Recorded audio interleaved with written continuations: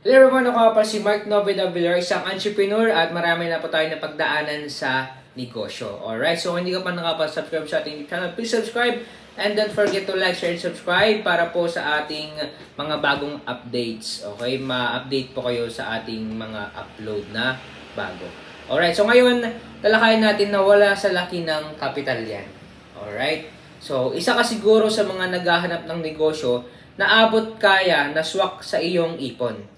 Maaring ayaw mo na sa trabaho, kaya naman nagtitingin ka ng pwedeng negosyo na swak sa iyong ipon, kailangan mo to ma-execute ng maayos kasi kung hindi babalik ka sa trabaho na ayaw mo na. Alright, so ngayon talakayin po natin kung kailangan ba natin yung malaking kapital. O kaya naman, kung malaking kapital, mas malaking kita ba?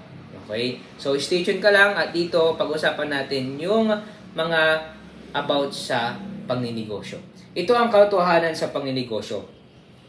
Lahat abot kaya. Kaya kaya mo magsimula kahit wala kang pera. Yun yung reality ng pagninegosyo. Ako, na-experience ko na kumbaga, pwede naman palang walang kapital or pera. Pwede na palang mag-start sa pagninegosyo o pag-business na wala kang pera. Okay? Kasi ako po, nasanay po ako sa utang ako ng utang. Okay? Hanap ko ng investor para makapagsimula. Pero pwede pala yun. Yung kahit wala kang pera, pwede kang magsimula ng negosyo. Okay? Sa totoo lang, ang pera ay napakaliit na aspeto lang sa pagninegosyo. Na kahit wala naman ito, ay makapagsimula ka. Yun kasi yung inisip ng tao. Akala nila kapag may pera ka, makapagsimula ka ng negosyo. Pero ang reality, kahit wala kang pera, makapag-start ka. Kaya lang ang naitatanim kasi sa isip natin is kailangan ng pera pag magninegosyo. Pangkapital, basta kailangan ng pera. Pero hindi yan ang ang paniniwala ko. Hindi sa pera nakasalalay, kundi sa tao na may hawak ng pera. Okay? Kumbaga, depende yan sa nagmamanage. Kasi kahit may 1,000 ka, o kayamanan ka, o kaya naman meron kang 10,000, o kahit 1,000,000, kung di ka naman marunong humawak ng pera, mawawala lang yan sa'yo. Example ko po yung mananalo sa loto. Million yung pera niya, okay? Pero after a years, okay, bumalik din siya sa pagiging mahirap. Kasi hindi niya alam kung paano mag-manage. Pero kapag yung mga negosyante, kapag nalugi yan, bumagsak yan, okay, alam nila ulit mag-rebound. Alam nila ulit mag-recover. Kasi kaya nilang magsimula ng negosyo kahit wala silang pera. Okay? So, kaya wag kang malungkot kung 1,000 lang pera mo sa pagsimula. Kasi yan pa lang ang kaya mo i-manage. Kaya need natin na mautunan ang tamang pag-manage sa pera na meron tayo. Kasi kailangan kapag kakatiwalaan na tayo sa maliit para pagkatiwalaan din tayo sa malaki. Nasa Bible po yun. At naniniwala ko lahat ng mga nasa Bible ay totoo. At the same time, nangyayari pa rin yung sa panahon natin. Sabi ko rin sa pagtuturo ko ng sa Bible na lahat, kung gusto natin malaman yung mga mangyayari sa atin, tsaka the same time nangyayari ngayon, okay, nasa Bible na lahat. Kasi, okay, salita ng Panginoon yun. At pinapaniwalaan natin na kapag ang salita ng Panginoon ang nagsabi, totoo po lahat. Okay? Kaya kapag yung 1,000 lang yung pera mo at hindi mo pa kayang i-manage, paano pa kaya sa malaki? Tama? Kaya wala yan sa laki ng pera na hawak mo. Nandun yan sa kung paano mo hahawakan. Kung ikaw, gastador ka, wala, maubos yan nang wala ka kasi nagsimulan yan ang katotohanan. Okay? I mean, kapag yung sobrang hindi ka manageable sa pera mo, wala. Hindi ka pagkakatiwalaan ng Panginoon. Meron akong kakilala na kapag may pera, gastos ng gastos, ganito, ganyan, luho sa ganyan, luho sa ganito.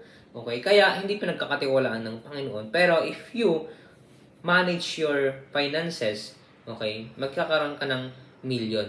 Okay? Kasi kaya mong i-manage. Kaya, yung maliit na ipon mo, wag ka malungkot dahil pwedeng-pwede ka magsimula ng maliit. At may pagkakataon ka na magsimula ng tama. Naniniwala ako na lahat ng pera na pinagdadasal natin dumaan sa atin pero nawawala lang dahil sa naggastos natin sa kung ano ang bagay. Okay, ano-anong bagay na pinagkagastusan natin. Okay, so ako po, nagkaroon ako ng millions. At the same time, hindi ako na-mismanage ako. Kasi akala ko, lahat sa pagsimula ng negosyo, kaya pag-business, ay kailangan ng malaking pera. Okay, pero na-realize ko na kahit na wala ka namang pera, okay, kayang-kaya pala. Pero ang pinupoint kasi doon is dapat kaya mong mag-manage na kung ano yung meron sa'yo, yun yung kailangan mong pagpokusan. Okay? Kung start on what you have, start small. Okay? Kasi pag ikaw ay pinagkatiwalaan sa maliit, pagkakatiwalaan tayo sa malaki. Meron akong kwento na nalaman tungkol sa magtatay na hindi ganun kayaman. Okay? Yung tatay bumili ng 3 Lego at binigay sa anak niya. At itong anak niya nakagawa ng iba't ibang bagay gamit ang Lego. Ngayon, natuwa yung tatay kasi sa 3 Lego na yon, ang dami niyang nagawa. Ang dami niyang nagawa ng anak niya. Kaya naisip niya na what more pa kung bigyan niya pa yung anak niya ng marami pang Lego. Kaya binilhan niya pa yung anak niya kasi alam niya na di masasayang yung Lego na bibili niya. Ganon din ang Diyos sa atin. Kung alam niya at nakita ng Panginoon na mapagkatiwalaan tayo sa maliit na bagay, mas bibigyan niya pa tayo ng mas malaki. Kasi alam niya na di natin yun sasayangin. Kaya mas pagpapalain pa tayo ng Diyos. Kaya doon sa nakita nating kwento, okay, nakita ng tatay na kaya niyang gumawa ng mas marami pang Lego sa 3 lang.